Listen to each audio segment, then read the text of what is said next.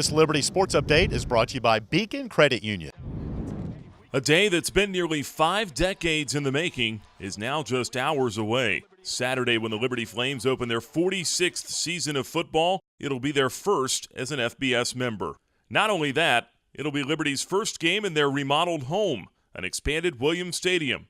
A record crowd is expected for the game, and Flames players say there's a buzz around campus. I can hear a lot of, as you're walking by, people, they talking about the upcoming game and, how, they feel, about who's going to win, this and that, just, football talk. You just walk into class, people come up to you and tell you that they can't wait for this upcoming game and, they're going to be there to support us. And, it's just a great feeling right now on campus and, you got to love it.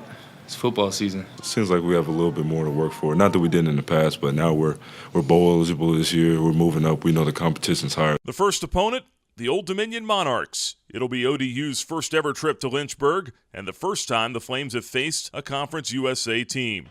The two teams did meet one other time in Norfolk in 2013 when ODU was in a transition year, moving to FBS itself. Really, from the offensive line, defensive line, if I had to say an area where they really have stood out to me, has really been the up front, O-line and D-line, particularly going in this 2018 season. They're very talented. There's not much I could say other than the fact that they've got a lot of veteran players. They return a lot of guys that's played a lot of quality football, so they're familiar with this stage. First game of the year, anything's possible. We've learned that in years past. When we faced them in 2013, it was more spread, throw the ball around. You can see now the mindset is to be physical, come off the ball. They return all 5 offensive linemen, so they have a good nucleus. Old Dominion returns 18 starters from last year, including 9 on offense. Among them is quarterback Steven Williams, who got the bulk of the playing time last year as a 17-year-old freshman. ODU does lose its all-time leading rusher in Ray Lowry, but Jeremy Cox returns for his senior year after rushing for 621 yards and 4 TDs last year. Coming out, moving up to the next level, a lot of people may think we may be undersized or unprepared just for the heavy run game. Baylor kind of tried it last season. They like to kind of hit us with a lot of 22 personnel, 21 personnel.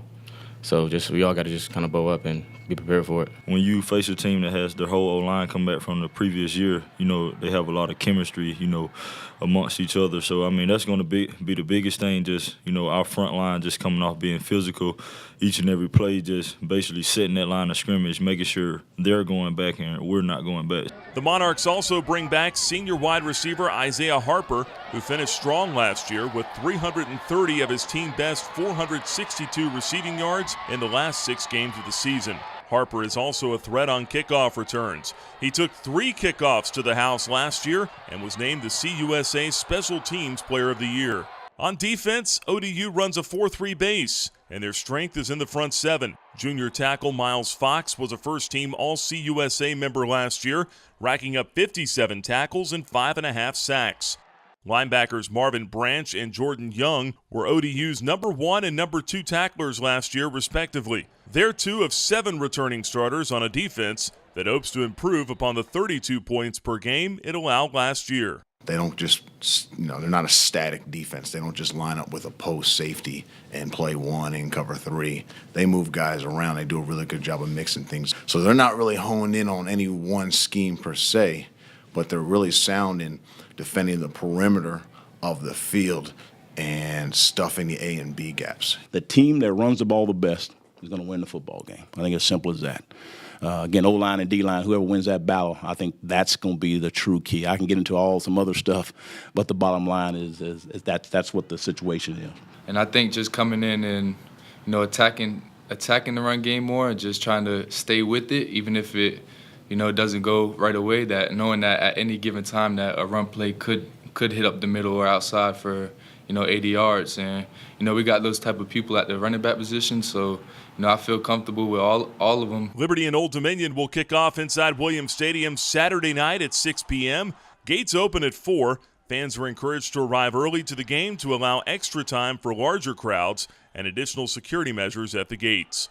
In Lynchburg, for the Liberty Flame Sports Network, I'm Nick Pierce.